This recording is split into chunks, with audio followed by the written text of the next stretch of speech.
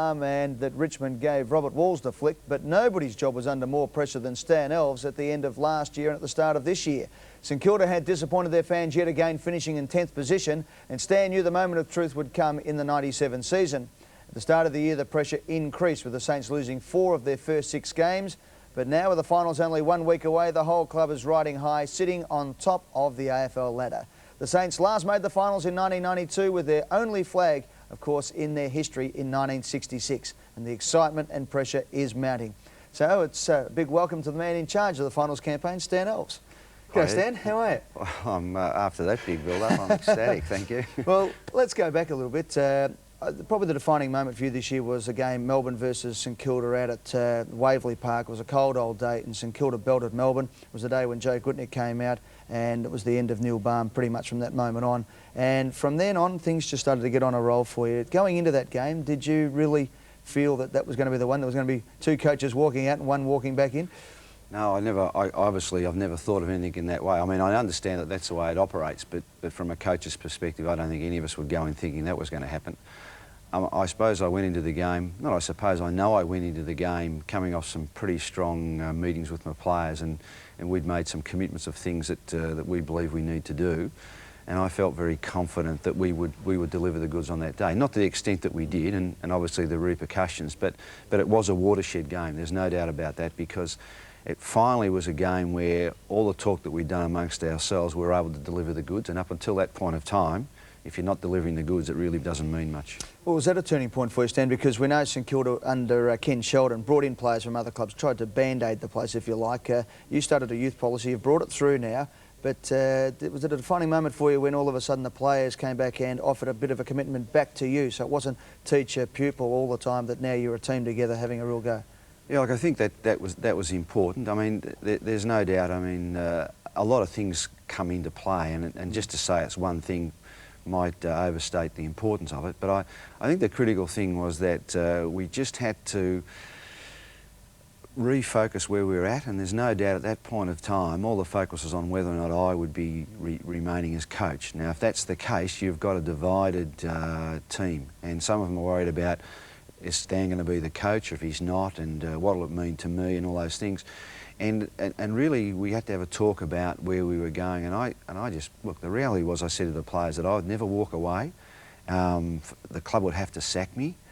But if the players told me that they no longer believed in what we were doing and what we'd set ourselves to do, and bear in mind we're into the 3rd year of a program, if that was wearing off, I would get up and walk out with a hesitation, because deep down, my aim was to have them achieve things that I'd experienced as a player. And if I wasn't going to be able to get that, well, I should just get out of their way because I'm holding them back. What about things about getting the guys to get up and tell a joke at training and things like that, just to get the atmosphere back into a club atmosphere? Was that the reason, or...? Yeah, look, it's an interesting thing there that there's no doubt I'm a pretty intense person. I also love to have a bit of a joke in that, and came about with a very good friend of mine from back North Melbourne days, Ron Joseph.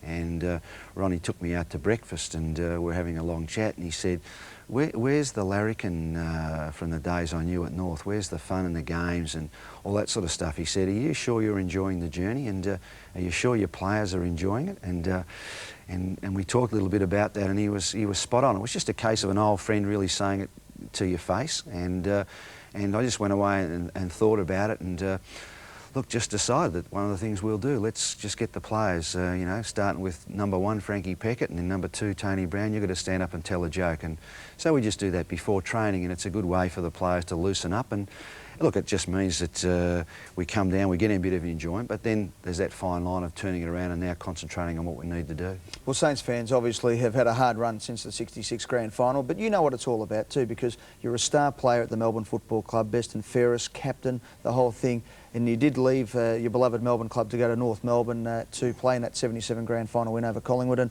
one of the great memories I have is of you jumping off the podium. I think you might have even hurt your knee when you landed with the hands in the air and all the rest of it. So you know what they're going through, don't you?